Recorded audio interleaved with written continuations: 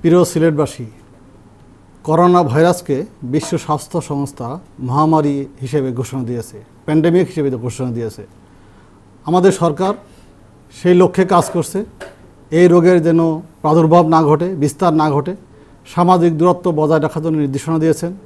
আমাদেরকে ঘরে থাকতে বলেছেন। বিশেষ প্রয়োজন ব্যতীত আমরা যেন ঘরের বাইরে বের না হই। আমরা বাংলাদেশের নাগরিক, আমরা যে কোনো পরিস্থিতি মোকাবেলা করতে সক্ষম। ইতিপূর্বে আমরা আমাদের সেই সক্ষমতা প্রদর্শন করেছি।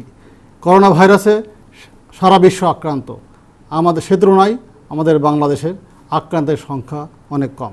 সিলেটে আমরা এ পর্যন্ত যতজনের পরীক্ষা করিয়েছি কারো করোনা ভাইরাস পজিটিভ আসেনি। এটা আমাদের এটি সুসংবাদ। আমাদের এই 10 দিনের বন্ধের কারণে, অর্থাৎ আমাদেরকে যে ঘরে থাকতে হবে, মাননীয় প্রধানমন্ত্রী এবং সরকার যে নির্দেশনা দিয়েছে, সেই সময়ে যারা দিনমজুর, দিন আনে দিন খান, তাদেরকে খাদ্য শস্য পৌঁছে দেওয়ার জন্য যথেষ্ট পরিমাণ বরাদ্দ আমাদেরকে দিয়েছে। আমরা নিয়মিতভাবে গ্রামে গঞ্জে ছুটে বেরিয়ে তাদেরকে খুঁজে বের করে বাড়িতে বাড়িতে আমরা ত্রাণ সামগ্রী পাঠাচ্ছি। আমাদের মেডিকেল ইকুইপমেন্ট আমাদের যথেষ্ট আছে। যে ডাক্তাররা আমাদেরকে সেবা দিবেন তাদের পার্সোনাল প্রোটেকশন ইকুইপমেন্ট প্রয়োজন। আমাদের যথেষ্ট পিপি মজুদ আছে, ইতিমধ্যে আমরা ব্যবহার করেছি, ভবিষ্যতে আরও আসবে। এখনও পর্যন্ত আমাদের 1000-এর বেশি পিপি আমাদের মজুদ আছে। আমাদের হাসপাতাল প্রস্তুত আছে।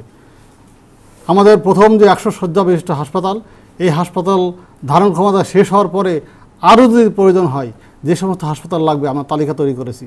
আমরা সরকারি বেসরকারি ডাক্তারদের নিয়ে সভা করেছি। সকলেই যে কোনো মুহূর্তে, যে কোনো পরিস্থিতিতে আমাদেরকে সহযোগিতা করবেন, প্রশাসনকে সহায়তা করবেন, সিলেটবাসীকে সহযোগিতা করবেন। কোনো ধরনের গুজবে কান দিবেন না, আতঙ্কিত হবেন না। সরকারের নির্দেশনা মেনে চলুন। সরকার যখন যে নির্দেশনা দিবে আপনারা যদি সে মেনে চলতে পারেন, তাহলেই আমরা সবাই মিলে এই করোনাকে মোকাবেলা করতে সক্ষম হব। প্রিয় সিলেটবাসী, আমাদেরকে এই করোনার প্রাদুর্ভাব থেকে রক্ষার জন্য কিছু কাজ করতে হবে। আমাদের হাত বারবার সাবান পানি দিয়ে ধুতে হবে। আমরা যখন মুখমণ্ডলে স্পর্শ করব হাত দিয়ে, সেই স্পর্শ করার আগে অবশ্যই হাতটি আমরা পরিষ্কার করে নেব। আমরা হাত পরিষ্কার না করে আমার নাকে, চোখে বা মুখে আমরা হাত লাগাবো না। তাহলে কিন্তু অনেকাংশে আমরা এই করোনাকে মোকাবেলা করতে সক্ষম হব। সামাজিক দূরত্ব বজায় রাখতে হবে।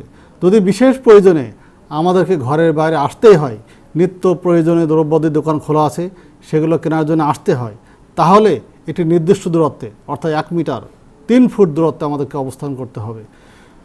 বিদেশ থেকে যদি কেউ এসে থাকেন, 14 দিন হোম কোয়ারেন্টাইন মেনটেন করতে হবে। হোম কোয়ারেন্টাইন অর্থ এই না যে আপনি আপনার পরিবারের অন্য সদস্যদের সঙ্গে একসঙ্গে টিভি ঘরে বসে টিভি দেখবেন। আপনি একা আলাদা ঘরে থাকবেন, আলাদা বাসনপত্র ব্যবহার করবেন, আলাদা বাথরুম ব্যবহার করবেন। অর্থাৎ 14 দিন আপনি পরিবারের অন্য সদস্যরা যে কক্ষ বা যে সমস্ত জিনিসপত্র ব্যবহার করে আপনি সেটা করবেন না, আলাদাভাবে করবেন। তাহলে দেখবেন আপনার পরিবার মুক্ত হবে। আমাদের সমাজে এই রোগটি ছড়াবে না, বাংলাদেশে এই রোগটি ছড়াবে না। তাহলে কিন্তু আমরা এটাকে মোকাবেলা করতে সক্ষম হব। আমরা নিজে সচেতন হই, সমাজকে সচেতন করি, আমরা সবাই সরকারের নির্দেশনা মেনে চলি, আমরা স্বাস্থ্যবিধি মেনে চলি, আমরা হাসি কাশির যে শিষ্টাচার আছে সেটা রক্ষা করি। সাধারণ জ্বর সর্দি কাশি হলেই করোনা ভাবার কোনো কারণ নাই। আমাদের ষড়ঋতুদের বাংলাদেশ, 6টি ঋতু। শীতের পরে যখন আমাদের গরম শুরু হবে, গরমের পরে যখন আবার শীত শুরু হবে, বর্ষা শুরু হবে, স্বাভাবিকভাবে আবহাওয়া পরিবর্তনের সঙ্গে সঙ্গে আমাদের জ্বর সর্দি কাশি হয়ে থাকে। স্বাভাবিকভাবেই সেটাকে করোনা ভাবার কোনো কারণ নাই।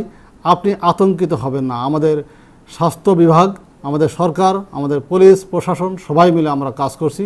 আমরা নিশ্চয়ই 71 সালে যেভাবে কাঁধে কাঁধ মিলিয়ে স্বাধীনতা অর্জন করেছিলাম, সকল সংগ্রামে অবতীর্ণ হয়ে জয়ী হয়েছি, আমরাও এই করোনার বিরুদ্ধে এই যুদ্ধে আমরা জয়ী হব। শুধু প্রয়োজন আমাদের যার যার দায়িত্ব পালন। ধন্যবাদ সবাইকে।